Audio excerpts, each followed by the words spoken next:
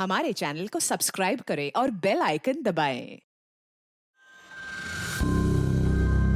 मैंने हमेशा अपनी जिंदगी के साथ समझौता किया, दूसरों के लिए अपनी खुशी दांव पे लगा दी, लेकिन अब मैं अपने लिए जीना चाहती हूँ।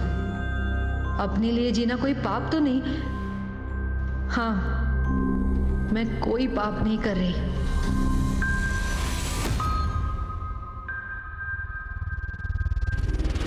नमस्कार, आदाब। क्राइम पेट्रोल सतर्क के आज के एपिसोड में मैं अनूप सोनी आप सबका स्वागत करता हूं।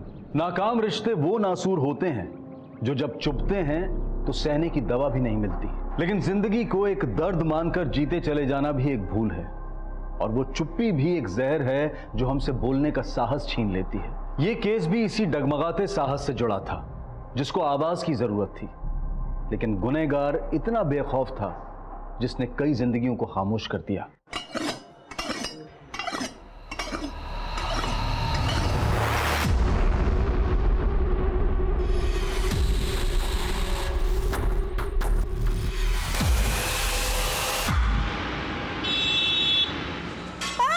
प्यार से समझा रहा हूं, तेरी समझ में नहीं आ रहा? मुझे मत मारो प्लीज, मैं हाथ जोड़ती हूँ। नहीं, मुझे मारो मत प्लीज, मुझे छोड़ दो। पिन बोल तेरे कार्ड का।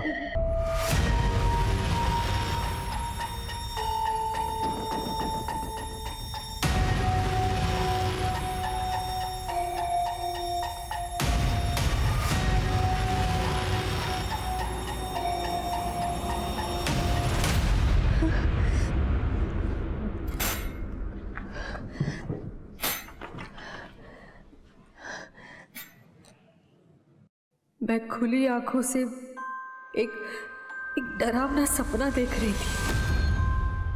मेरे चारों ओर नरक था। पापा बोलते थे मैं भाग्यवान हूं, पर दुर्भाग्य मेरे माथे पे लिखा था। मेरा चेहरा रोज मुझसे सवाल करता, मैं किसके लिए सज रही हूं? पर बिन बोले मैं उस लिबास में रंग जाती जो चार दीवारें में सजा और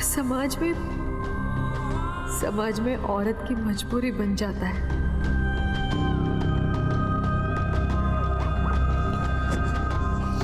रेणुका,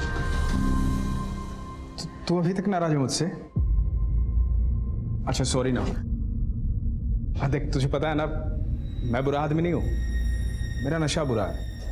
अब मेरी फैक्ट्री बंद ना हुई होती ना तो तुझे काम नहीं करने देता मैं, पलकों पे बिठा के रखता मैं तुझे।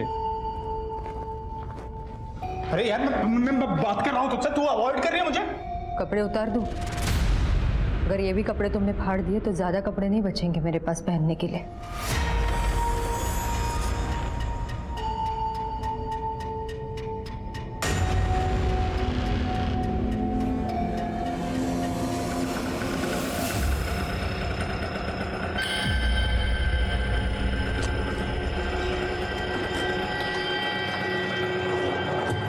मैडम, आज लेट हो गया। हाँ चलो। नाइंसाफी सहना भी किसी गुनाह से कम नहीं होता। मुझे इस बात का भी एहसास था, लेकिन मैंने एक जलते चिराग की रोशनी के नीचे का अंधेरा चुन लिया था।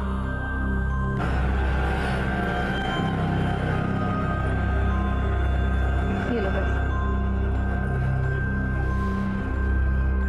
एक लॉयर के साथ काम करते हुए भी मैं अपने साथ कभी इंसाफ नहीं कर पाई। अरे नहीं शिल्पी, होटल का मामला बहुत रिस्की रहेगा। सीसीटीवी से बचना भी तो है हमको। मैं तुम्हें बाद में कॉल करता हूं।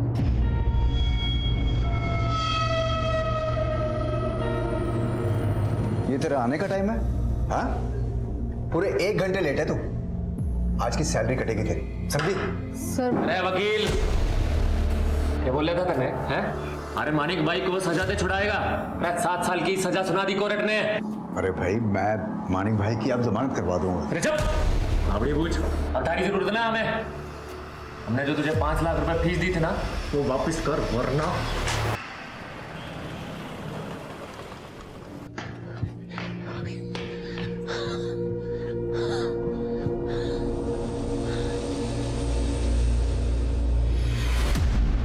मेरे लिए नाश्ता ना बनाना पड़े इसलिए जॉगिंग से लेट आते हो ना? जॉब तो तुमसे होती नहीं है, कम से कम किचन ही संभाल लिया करो। आमीन, मैं दोस्त से नौकरी की बात करने गया था। ऐसे जॉगिंग के कपड़ों में? हाँ, वो जॉगिंग के बाद ही मिला। तुम बस रहने दो, अब तुमसे कोई काम नहीं हो सकता। सही कहते थे भाईजान, तुमने मुझसे निकाह भी बस इसीलिए किया ना, ताकि मैं कमाऊं और तुम घर बैठ के खाओ।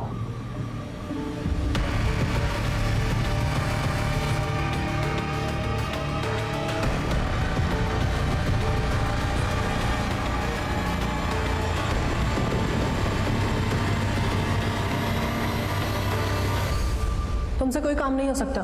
तुमने मुझसे निकाह भी बस इसीलिए किया ना, ताकि मैं कमाऊं और तुम घर बैठ के खाओ।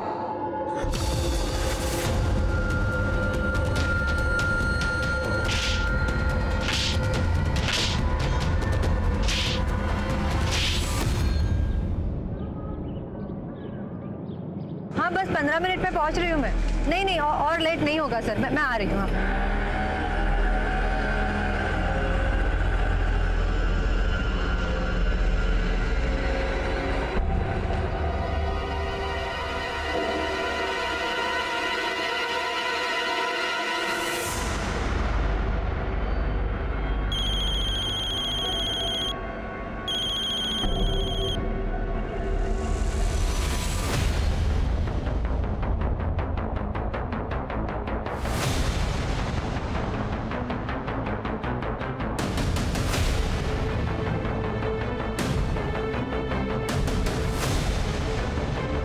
ये लो 500 रुपये, इतना ही है मेरे पास।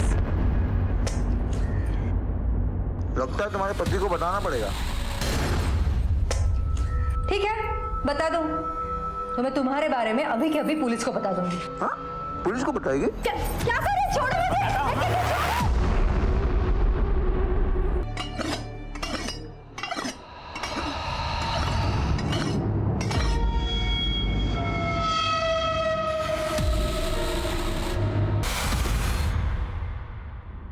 सर मेरी बीवी रेणुका है, कल से फोन नहीं लग रहा, पता कीजिए ना कहाँ है। आखिरी बार कब देखा? कल सुबह जब वो ऑफिस गई थी सर। शिवम, नाश्ते में आलू पराठे बनाए हुए हैं और लंच के लिए दाल राइस, याद से खा लेना। पर तुम तो मेरे लिए चिकन बनाने वाली थी ना। सॉरी, लेट हो रहा है ऑफिस के लिए, मैं रात को बना दूंगी चिकन, पक्का। कोई बात नहीं, सुनो सुनो सुनो, आप इधर आओ। क्या हुआ? बहुत सुंदर लग रही है। शिवम तुम भी ना, चलो बाय। अच्छा सुनो, ऑफिस से आते वक्त चिकन ले आना। हाँ हाँ। सर कल रात को रेणुका जब घर नहीं आई तो मैंने चिकन शॉप्स पे भी पता किया, लेकिन कहीं पता नहीं चला। रेणुका के ऑफिस में पता नहीं किया? वो सर ऑफिस मतलब मुझे मालूम नहीं सर ऑफिस कहाँ है उसका। क्या तुम्हें ये नहीं पता कि तुम्हारी बीवी कहाँ काम करती है? नहीं सर, वो 3-4 महीने पहले ही काम शुरू किया था उसने। काम क्या करती है वो? सर एक वकील के पास काम करती है, इससे ज़्यादा रेणुका ने कुछ बताया नहीं।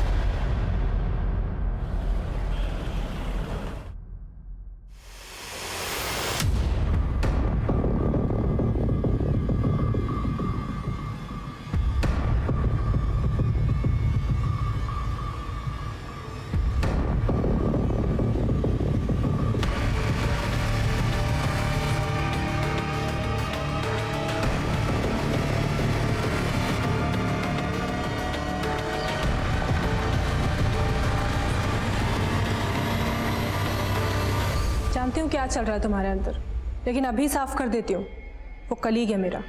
आमीन, मैंने तुमसे कुछ कहा कि तुम सफाई दे रही हो? पर एक बात बताओ, तुम जब सुबह घर से गई थी तुमने सूट पहना हुआ था, वापसी में ये? हाँ, वो शॉपिंग की मैंने। क्या ऐसे कपड़े नहीं पहन सकती मैं? आमीन, तुम अच्छे से जानती हो मैंने कभी भी तुम पर कोई रोक टोक नहीं लगाई है। लेकिन आप शक करने लगे हो तो मेरे ऊपर। शादाब, तुम्हारे लिए अपने घर वालों को छोड़कर आई हूँ मैं यहाँ पर। तुमने कभी समझने की कोशिश भी की मुझे?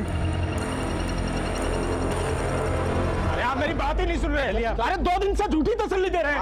अरे हम कह रहे हैं हमें झूठी तसल्ली मत दीजिए, हमारी बीवी को नहीं ढूंढेंगे, हम यहाँ बैठे रहेंगे, हिलने वाले नहीं, हम यहाँ से तसल्ली दे रहे हैं हमें। चुप बैठो, हम कोशिश कर रहे हैं। चुप बैठो, हम चुप बैठे थे ना। हम रिपोर्ट लिखवा के गए, 2 दिन से कह रहे हैं कल कल कल कल। कब आएगा आपका कल? कौन है? श्री शिवम, 2 दिन पहले अपनी बीवी रेणुका की मिसिंग कंप्लेंट लिखवाने आया। सर मेरी बीवी रेणुका है, कल से फोन नहीं लग रहा, पता कीजिए ना कहाँ है। सर जितना कंसर्न ये अपनी बीवी के लिए दिखा रहा है, असल में कहानी पूरी उल्टी है। तुम्हें लग रहा है कि इसने खुद अपनी बीवी को गायब किया होगा? सर अभी कुछ कह नहीं सकते, लेकिन रेणुका की माँ और भाई ने भी इसी पे शक जताया है। सर रेणुका का गायब होने का आपसे ही पता चल, शिवम ने तो हमें एक कॉल भी नहीं किया। आपको क्या लगता है शिवम कुछ छुपा रहा है? सर भगवान ना करे रेणुका को कुछ हुआ, मगर वो शिवम के साथ में बिल्कुल भी खुश नहीं थी। ये शिवम ये भी नहीं जानता था कि रेणुका काम कहाँ करती। आप लोगों को कोई अंदाजा है कि उसका ऑफिस कहाँ था? सर इसके बारे में उसने हमें कभी कुछ नहीं बताया। कमाल है, पति तो पति, रेणुका की माँ और भाई को भी नहीं पता कि रेणुका कहाँ काम करती थी। जी सर। सर रेणुका के कॉल रिकॉर्ड जल्दी आ जाएंगे, होपफुली उससे कुछ लीड मिल जाए। सर मैं मानता हूँ शराब पीता हूँ, कभी कभी रेणुका से झगड़ा भी होता था, पर रेणुका के बारे में कभी गलत नहीं सोचा सर। ज्यादा चालाक मत बन। रेणुका की माँ और भाई का कहना है कि तूने ही गायब किया है रेणुका को। सर वो आजकल मैं जेब से हल्का हूं ना, तो मेरे चरित्र को भी हल्के में लेते हैं सर।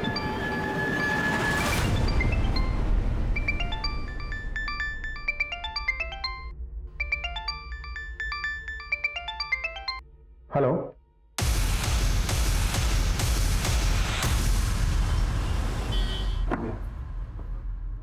भाभी जान कैसी हैं आप? जी मैं जुबेर, शादाब का दोस्त। आप भूल गए, आपके बर्थडे पे मुझे भी इनवाइट किया था शादाब ने। हाँ, लेकिन आप यहाँ कैसे? अरे वो एक्चुअली एक जगह पे शादाब के लिए जॉब की बात की थी मैंने, लेकिन उसको नंबर मिला, उसका नंबर नहीं लग रहा। कहाँ है वो एक्चुअली जुबैर, शादाब तो कई दिनों से मिसिंग है। शादाब मिसिंग है? हाँ, पुलिस में भी कंप्लेन की, लेकिन अभी तक कुछ पता ही नहीं चला। आमीन, तुम मेरा फोन कट क्यों कर रही हो? कब से फोन कर रहा हूँ तुम्हें। गाड़ी लॉबी में ले आऊँ, चलिए जल्दी चलो। अच्छा जुबैर, अभी मुझे ज़रूरी काम से जाना है, लेकिन अगर तुम्हें कुछ भी मालूम चलता है ना तो प्लीज़ मुझे बताओ। चलो लेट हो गया। जुबेर, स्टेट लेवल पे मैंने रनिंग के लिए कितने अवार्ड जीते हैं। जिंदगी के रेस में मैं बहुत पीछे छूट गया यार। कैसी बात कर रहे हैं यार? तुझे पता है अगर तुझे अस्थमा नहीं होता तो तू आज कहाँ होता? जिस लड़की के लिए मैं अपने घर वालों से लड़ गया, आज उस लड़की ने ही मुझे दुत्कार दिया।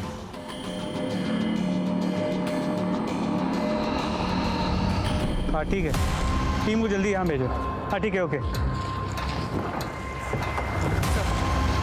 कुछ लोग गुजर रहे थे, उन्होंने बॉडी को देख के हमें इन्फॉर्म किया। सर यहाँ ही ये देखिए, ये कटा हुआ सिर रेणुका के चेहरे से मैच करता है, और वहाँ बैग में 2 कटे हुए हाथ भी मिले।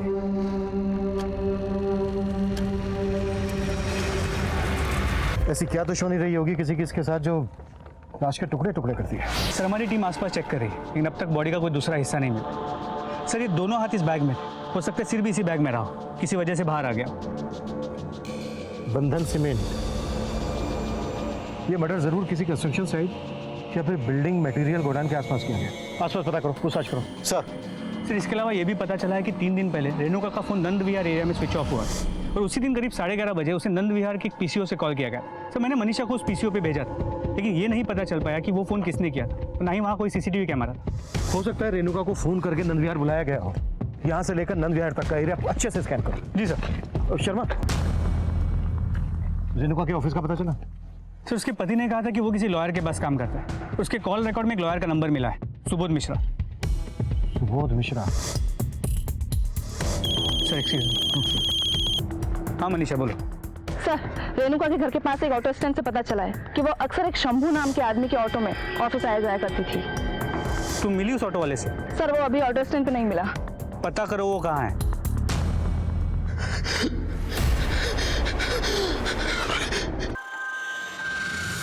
अब हाथों की लकीरों के भरोसे नहीं जीना था मुझे, अपने पैरों पे खड़ा होना था।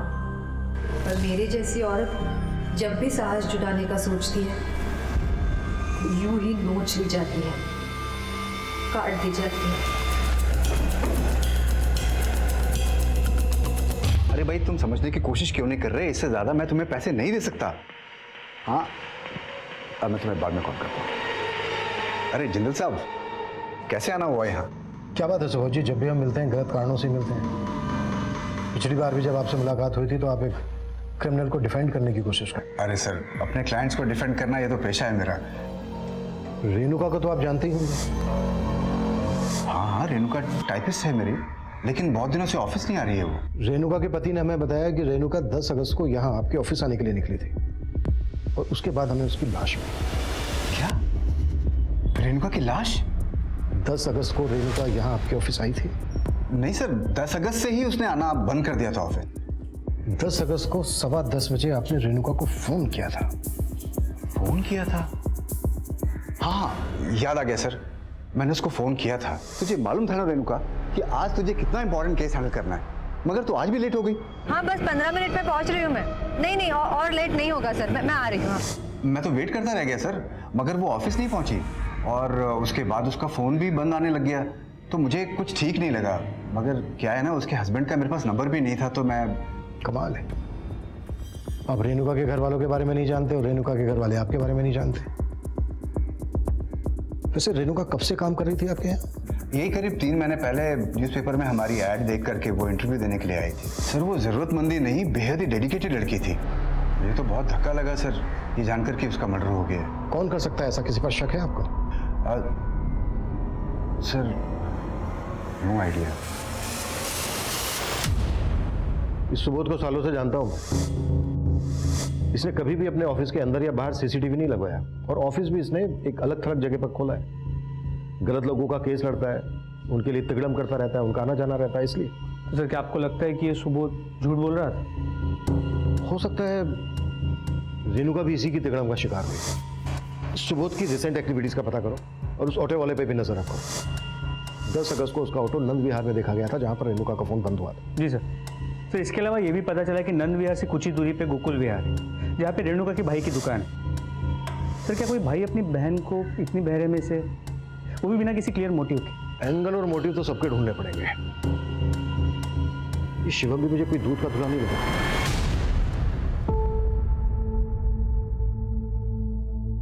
क्या ये?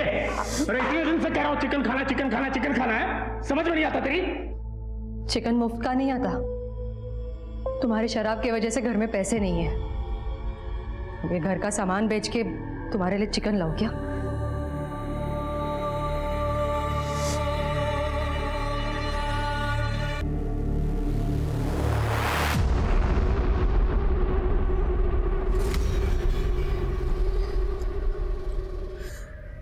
नहीं सर, ये शादाब नहीं है। ये बॉडी हमें उस एरिया के पास मिली है जहाँ पे शादाब का फ़ोन आखिरी बार बंद हुआ था। माना कि लाश का चेहरा पहचानना थोड़ा मुश्किल है, लेकिन लाश के राइट लेग पे सर्जरी के मार्क्स हैं। क्या शादाब की बॉडी पे ऐसे कुछ मार्क्स थे? नहीं सर, पर उसकी पीठ पर। सर शादाब डिप्रेशन में कहीं चला गया है, वो मरा नहीं है। आप प्लीज उसे ढूंढिए, प्लीज सर। हाँ सर, मेरी भी शॉप नंद विहार में ही है, लेकिन 10 अगस्त तो क्या, रेणुका को मुझसे मिले हुए बहुत समय हो गया था। क्या लगता है आपको कौन कर सकता है रेणुका के साथ? सर मुझे लगता है इस सब कुछ ना शिवम का किया धरा है। उसने मेरी बहन को इतना मजबूर कर दिया था कि उससे मार खा के भी वो हमारे पास उसके लिए पैसे मांगने आती थी। मैंने बोल दिया है उसे, वो दोबारा पैसे नहीं मांगेगी। अरे पर मेरे पास पैसे होने चाहिए ना देने के लिए। अब 20-25 हज़ार की बात होती तो मैं दे देता, लेकिन 3 लाख। भैया जितने पैसे हैं आपके पास उतना ही दे दो, चलेगा। सर वो शिवम को लेकर इतना डरी हुई थी कि कुछ ना कुछ लेकर जाना ही चाहती थी, और शिवम उसको सिर्फ पैसे के लिए परेशान नहीं करता था। दरअसल उन्हें कोई बच्चा नहीं था और इसकी वजह भी वो रेणुका को ही मानता था। कमी शिवम में थी, लेकिन इसके लिए भी वो मेरी बेटी को दोषी ठहरा रहा था। सर वो लोग मेरी खुददारी पर उंगली उठा रहे हैं। मैंने रेणुका को कभी उनके पास पैसे लेने को नहीं भेजा। खुददार है तू, खुददार है तू। रेणुका के सारे पैसे दारू में उड़ाता था और बोलता खुददार है तू। सर जब तक मेरी फैक्ट्री चालू थी मैंने रेणुका को कोई कमी नहीं होने दी। हाँ सर, मानता हूँ कि हमारा झगड़ा होता था, मैं उसे मारता था, पर मेरा मन जानता है सर, मैं उसे उतना ही प्यार भी करता था। शिवम, रेणुका की मां, रेणुका का भाई कार्तिक, इनमें से कौन सच बोल रहा था, फिलहाल इस बात का कोई सबूत नहीं मिला था। लेकिन जिस सीमेंट के गनी बैग में रेणुका की लाश के हिस्से मिले थे, पुलिस उसके जरिए भी वो क्राइम सीन ढूंढने की कोशिश कर रही थी जहां रेणुका का मर्डर करके उसकी लाश के टुकड़े कर दिए गए थे। रेणुका का बॉस लॉयर सुबोध मिश्रा और वो ऑटो वाला शंभू दोनों पुलिस की रडार में थे। वहीं दूसरी तरफ एक शादाब नाम का आदमी भी लापता था, जिसका गायब होना भी रहस्यों से भरा हुआ था। शंभू कुछ बोलेगा कि ऐसे ही चुप रहेगा? और शंभू, 10 अगस्त की सुबह रेणुका ने तेरा ऑटो लिया था? हाँ साहब। कहाँ छोड़ा था उसने? साहब वहीं रोज की तरह जहाँ उनको ऑफिस के बाहर छोड़ता था। लेकिन रेणुका के बॉस का कहना है कि वो उस दिन ऑफिस पहुंची ही नहीं। ऐसा कैसे हो सकता है साहब? मैंने तो उनको वहीं ऑफिस के बाहर खुद छोड़ा था, और साहब मैंने खुद अपनी आंखों से देखा था उनको ऑफिस के अंदर जाते हुए। सर, क्राइम सीन का पता करने के लिए हम रेणुका के फोन के IMEI नंबर को ट्रेस करने की कोशिश कर रहे हैं। तो पता चला कि रेणुका का फोन सुबोध के ऑफिस के वाईफाई से कनेक्टेड रहता था, पर 10 अगस्त की सुबह 11 बजे तक उसका फोन सुबोध के ऑफिस के वाईफाई से कनेक्टेड था। मतलब रेणुका उस दिन ऑफिस गई थी? सर, लग तो ऐसे ही रहा है। और सर, सुबोध के कॉल रिकॉर्ड्स में एक शिल्पी नाम की लड़की का नंबर मिला है। सर, ये नंबर भी 10 अगस्त से बंद है, और 10 अगस्त को इस नंबर की मोबाइल की लोकेशन भी सुबोध के ऑफिस के एरिया की है।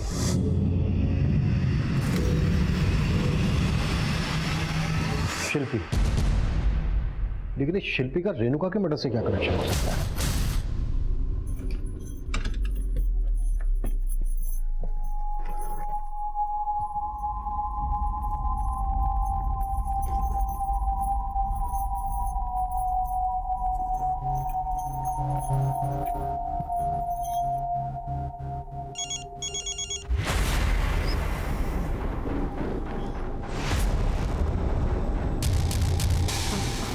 हेलो, हाँ मैं आ रही हूँ। क्या हुआ मालती, नहीं घबराई हुई हो? नहीं, कुछ नहीं। एक गिलास पानी पिला दो। हाँ अभी लाई। अरे संभल के मालती, क्या कर रही हो? गिर जाओगी, आराम से। सर, मैं एक बहुत बड़ी मुसीबत में फंस गया था सर, इसलिए आपसे झूठ बोलना पड़ गया सर। तो 10 अगस्त को रेणुका तेरे ऑफिस आई थी? हाँ सर, लेकिन सिर्फ 11 बजे तक ही थी। सर बस 15 मिनट में ये रिपोर्ट हो जाएगी। अरे तुम्हारे 15 मिनट तो कभी पूरे ही नहीं होते। एक काम करो, छोड़ो इसको और जाओ घर। नहीं सर, मैं दोबारा ऐसा नहीं होगा सर।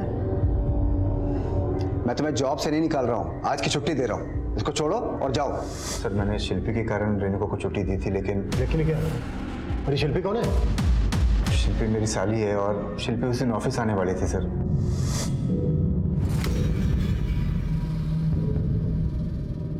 सर, शिल्पी और मेरे रिश्ते का शक मेरी वाइफ को ना हो जाए, इसलिए हम लोग छिप छिप के मिलते थे सर।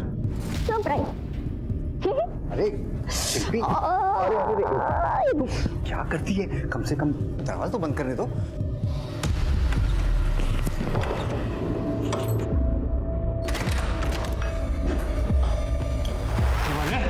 तुम्हारी अर्जी फिर से रिजेक्ट कर दी कोर्ट ने। मैं तुम्हारे पैसों को बंदोबस्त कराता हूँ। सर, वो लोग मेरी साली को लेकर चले गए सर। सर, उन्होंने अभी भी शिल्पी को अपने पास किडनैप करके रखा हुआ है और मुझसे पैसे मांगते रहते हैं सर। और उन्होंने इसी तरीके से ना रेणुका को उठाने की भी कोशिश की थी सर। जब तक तू बंदोबस्त करेगा ना, तब तक थारा ये बंदोबस्त तुम्हारे साथ रहेगा। मेरी बात तो सुनिए। मैं आपके माणिक भाई को जेल से निकलवा सकती हूँ। मैं निकलवा सकती हूँ माणिक भाई को। कैसे? सुबोध सर के कहने पे मैंने जमानत की एक ऐसी अर्जी तैयार की है जो कोर्ट में रिजेक्ट नहीं होगी। तारी सूरत देख के एक मौका और दे रहा हूँ। इस बार भी जमानत ना हुई ना, तो तुम दोनों जब्त हो जाओगे, समझे? अबे तो ये बात तूने हमसे पहले क्यों नहीं बताई? कौन है बोलो? सर, वो मानिक के आदमी है सर।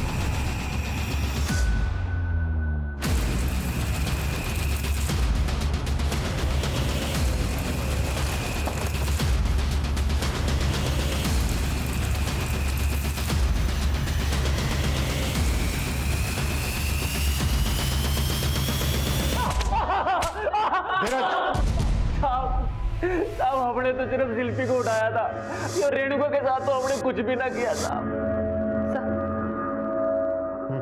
सर, नंद विहार में एक जगह का पता लगा है। पूरी एरिया को अच्छे से कवर करो, किसी को आने मत दो। सर, ये पूरा एरिया डिस्प्यूटेड प्रॉपर्टी में आता है। यहाँ कंस्ट्रक्शन का काम चल रहा था, लेकिन फिलहाल काम रोक दिया गया है। इस पूरे चौल में कोई नहीं रहता है। और सर यहाँ आइए सर, ये देखिए, बिल्कुल वैसी ही सीमेंट की बोरियां हैं जैसे बोरी में हमें रेणुका का सर और हाथ मिले थे। सर ये आइए सर, ये अंदर आइए, ये देखिए सर, बॉडी का बचा हुआ हिस्सा यहाँ पे। सर मैंने साड़ी की फोटो निकाल के शिवम को भेजी, उसने कंफर्म किया है ये साड़ी रेणुका की है। अब तक हम मानकर चल रहे थे कि रेणुका की लाश के कई टुकड़े कर अलग अलग जगह पर डंप किया गया, लेकिन सिर के अलावा सिर्फ दोनों हाथों को ही क्यों काटा? तो सर बॉडी की हालत को देख के लगता है कि रेप भी किया गया, लेकिन सर उसका पति भाई या उसका बॉस उसका ये असर क्यों करेगा? लेकिन शर्मा, हम उनको ऐसे ही क्लीन चिट नहीं दे सकते। हो सकता है किसी सुपारी कलर का काम। ये देखो, लाश के ऊपर पान की पिक के निशान है, और सिर्फ लाश के ऊपर ही नहीं, आसपास भी। ये देखो दीवार पर, हो सकता है इसका कलर पान खाता हो।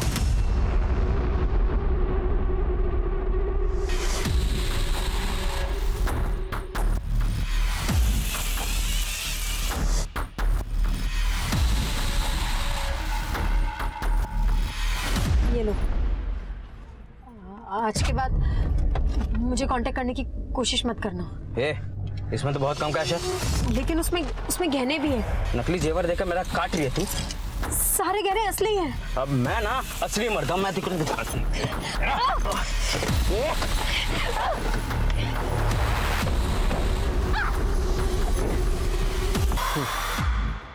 सर शिवम, सुबोध मिश्रा, कार्तिक, तीनों ने कहा कि वो पान नहीं खाता।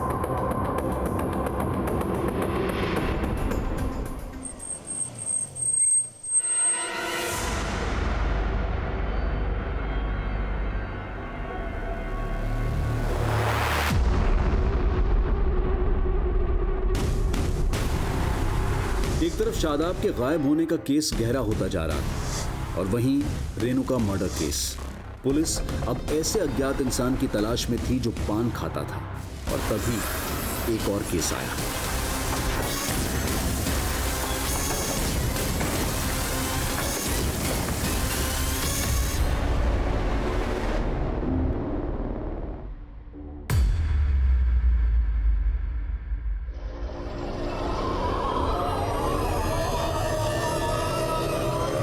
जब मैं ऑफिस से आया तो दरवाजा अंदर से बंद था। मेरे पास घर की डुप्लीकेट चाबी है, तो मैं जब वो खोलकर अंदर आया, मालती! सर मैंने कभी नहीं सोचा था कि मालती इस तरह से सुसाइड करेगी। लेकिन मालती सुसाइड क्यों करेगी? पहले बहुत खुश रहा करती थी वो, लेकिन फिर अचानक पता नहीं क्या हुआ कि उसके बिहेवियर में चेंजेस आने लगे। वो अक्सर गुमसुम रहा करती थी।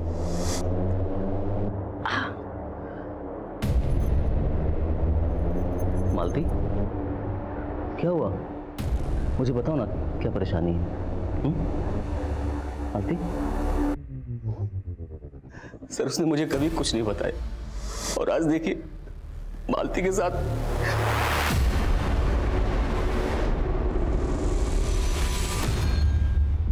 शर्मा, पता करो ऐसी क्या वजह हो सकती है जिस वजह से मालती ने सुसाइड किया होगा। ये मालती का पति कहीं हमसे कुछ छुपा तो नहीं रहा है? रो रो कर जी जलाने से क्या फायदा? जो होना था वो तो हो गया ना। अब उसको बदला जा सकता है क्या? हाँ, बदला जा सकता है, मगर तुमने बदलने नहीं दिया। मेरी बेटी अपनी तकलीफों में पीसती रही और तुमने उसको उसके हाल पे छोड़ दिया। तुम्हारी वजह से उसने मुझसे मिलना छोड़ दिया। तुम्हारी वजह से मैं अपनी बेटी को आखिरी बार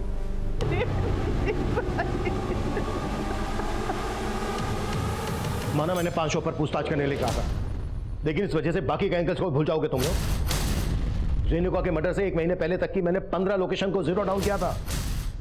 उन जगहों की सीसीटीवी फुटेज क्यों नहीं आई अभी तक? जल्दी करो सर। सर वो सुसाइड करने वाले मालती के कॉल रिकॉर्ड में एक सस्पिशियस नंबर मिला, जो किसी शादाब नाम के आदमी का। सर ये नंबर लखनऊ के एड्रेस पर रजिस्टर्ड है। लखनऊ पुलिस से बात हुई तो पता चला है शादाब 1 महीने से गायब है। गायब है। जी सर, उसकी बीवी ने मिसिंग कंप्लेंट भी लिखवाई। लेकिन सर हैरानी वाली बात यह है कि शादाब के नंबर से मालती को रिसेंट टाइम्स में कॉल किए गए और मालती का पति भी शादाब को नहीं जानता। लखनऊ जाओ और शादाब के गायब होने की पूरी कहानी पता।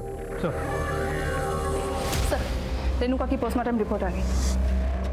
सर रिपोर्ट से ये कंफर्म है कि उसका हुआ, लेकिन सर चौंकाने वाली बात यह है कि वो 2 महीना प्रेग्नेंट थी। प्रेग्नेंट? रेणुका की माँ ने तो कहा था कि शिवम बाप नहीं बन सकता था, कुछ प्रॉब्लम थी उसमें। रेणुका प्रेग्नेंट थी, ये बात पता थी तुझे? नहीं सर, पर शायद वो मुझे बताना चाहती हो सर। उससे पहले उसकी मौत हो गई। जब मर्डर हुआ रेणुका का तब वो 2 महीने की प्रेग्नेंट थी। 2 महीने तक छुपाती है बात। कहीं ऐसा तो नहीं है कि इसी वजह से तू? नहीं सर, मैं ऐसा नहीं कर सकता सर। रेणुका के चरित्र पे तो मैं उंगली उठा ही नहीं सकता सर। बुरी वो नहीं थी सर, बुरा तो मैं था। मैंने बहुत दुख दिया है सर उसे, इतने कि उसने एक खुशी भी मुझसे नहीं बांटनी चाहिए। रेणुका, वो तुम कह रही थी ना कि कपड़े कम हो गए हैं तुम्हारे, इसलिए माफ कर दो मुझे। जैसा भी हूँ पति हूँ तुम्हारा। पति हो, मेरे तन पे हक जता के नोच सकते हो मुझे, और मेरा तन ढकने के लिए तुम्हारा दिया एक कतरा भी नहीं पहनूंगी मैं। उसे खोना नहीं चाहता था सर, प्यार करता था उससे।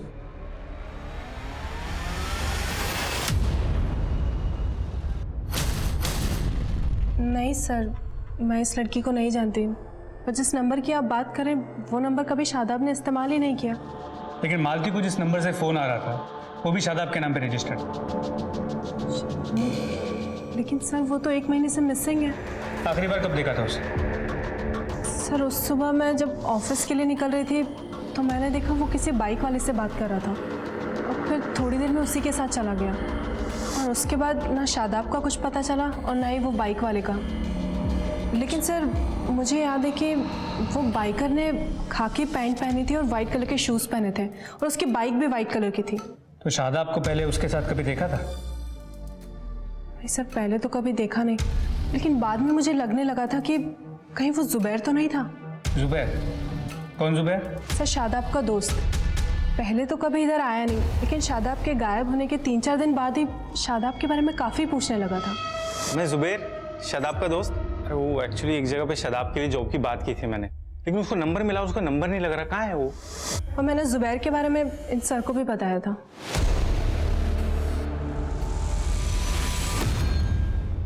सर रेणुका ने कभी हमें नहीं बताया कि वो प्रेग्नेंट थी। और सर शिवम तो बाप बन ही नहीं सकता। कार्तिक, ये कहकर तुम अपनी बहन रेणुका के चरित्र पर सवाल उठा रहे हो? अगर ये सच है तो फिर बताओ, रेणुका की जिंदगी में शिवम के अलावा और कौन था? नहीं सर, मुझे इसके बारे में कुछ नहीं पता। सर वो शादाब की बीवी अपना किया छुपाने के लिए मुझे फंसाने की कोशिश कर रही है। तो तुम्हें लगता है कि शादाब के गायब होने के पीछे उसकी बीवी का हाथ? सर मुझे ऐसा शक है, क्योंकि उसका शादाब से झगड़ा भी हुआ था और अपने कलीग के साथ उसका अफेयर भी था।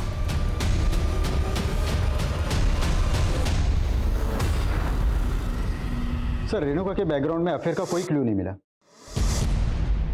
लेकिन ये शिवम से ही बोल रहा है, इस बात की भी कोई गारंटी नहीं है। शिवम का डीएनए रेणुका के बच्चे के डीएनए से मैच करके देखना होगा। रेणुका कौन से मैटरनिटी क्लिनिक जाती थी ये पता लगा। सर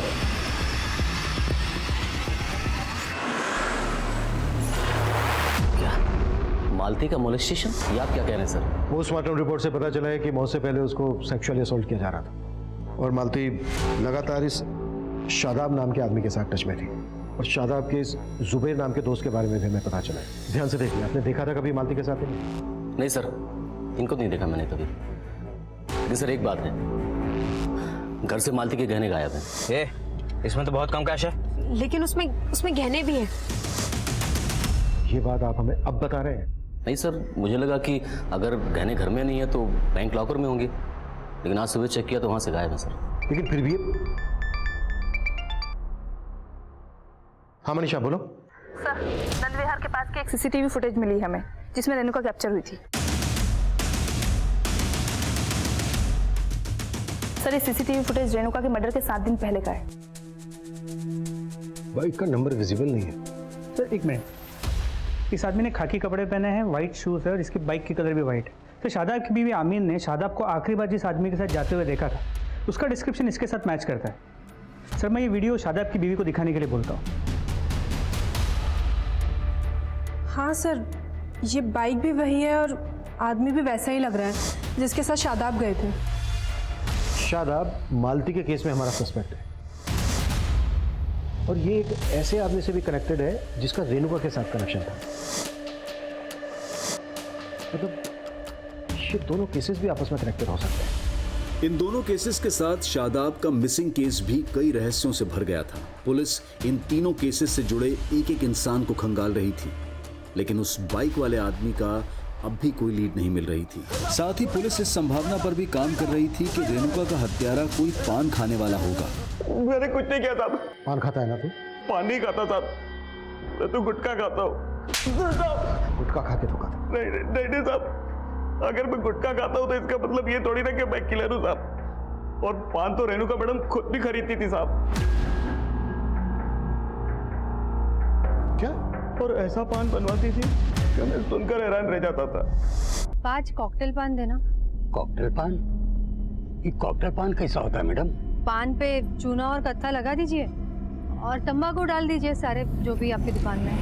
और जब मैंने उनसे पूछा साहब तो उन्होंने बोला कि वो किसी और के लिए पान पैक करवा के ले जाती है। रेणुका किसके लिए पान पैक करवा के ले जाती थी? वो मुझे नहीं मालूम था। भैया इस पान में कत्था चूना लगा के वो सारे तंबाकू डाल दो जो आपके पास है और इस तरीके के 5 कॉकटेल पान बना दो। हाँ, मैंने इसको G&M IVF फर्टिलिटी सेंटर में देखा था सर, जहाँ मेरी वाइफ ने कंसीव किया था। इस IVF फर्टिलिटी सेंटर में आपकी वाइफ का डॉक्टर कौन? डॉक्टर शैली। हाँ सर, रेणुका मेरे पेशेंट थी। मेरे हस्बैंड ही कांट बेयर अ बेबी, इसीलिए मैं। डोंट वरी रेणुका, आप IVF के थ्रू कंसीव कर सकते हो। सर फिर उसने कंसीव कर लिया था। ये बात रेणुका के पति को पता थी? I mean, वो आता था कभी रेणुका के साथ? नहीं सर। सर अपने खबरी ने एक पान शॉप का पता किया जहाँ से एक दूसरी औरत सेम वैसा ही कॉकटेल पान बनवाती थी जैसा रेणुका।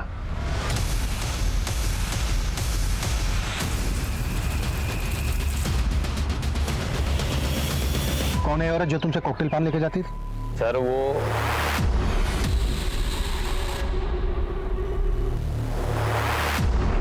पैसे लाई।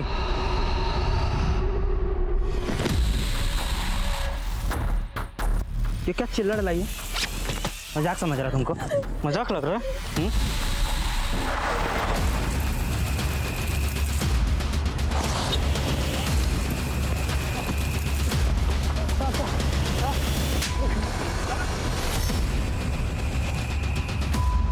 सर वो पान मुझसे G&M IVF फर्टिलिटी सेंटर का वार्ड बॉय जय मंगवाता था।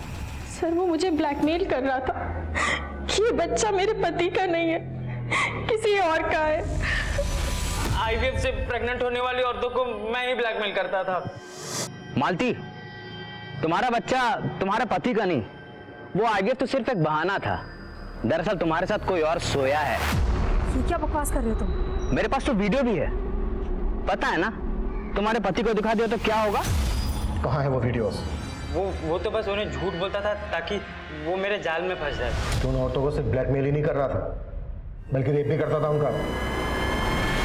सारे गहने असली हैं। मैं भी असली मर्द हूँ, खाता हूँ। सर रेणुका का मर्डर का कोई प्लान नहीं था, लेकिन आखिरी बार जब वो आई तो उसके तेवर ही बदले हुए थे। ये लो 500 रुपए, इतना ही है मेरे पास। लगता है तुम्हारे पति को बताना पड़ेगा कि तुम्हारे पेट में किसका बच्चा है। बता दूं तो मैं तुम्हारे बारे में अभी के अभी पुलिस को बता दूंगी। मैंने सोचा था रेणुका को मारकर उसके शरीर के छोटे छोटे टुकड़े करके इधर उधर फेंक दूंगा। इन औरतों को ब्लैकमेल करने में शादाब भी तेरे साथ है ना? नहीं सर, शादाब मेरा पुराना दोस्त था। शादाब ने मुझे डॉक्यूमेंट दे रखी थी, तो मैंने उसके आईडी पर एक सिम ले लिया और मालती को कॉल करने लगा और काम के नाम पर शादाब को ही मालती के पास भेज दिया पैसे लेने के लिए। ये लो,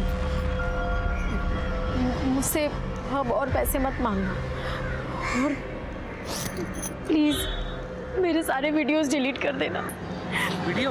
जब शादाब को पता चला कि मैं ब्लैकमेलिंग के पैसे उठवाता हूँ तो वो बिगड़ गया।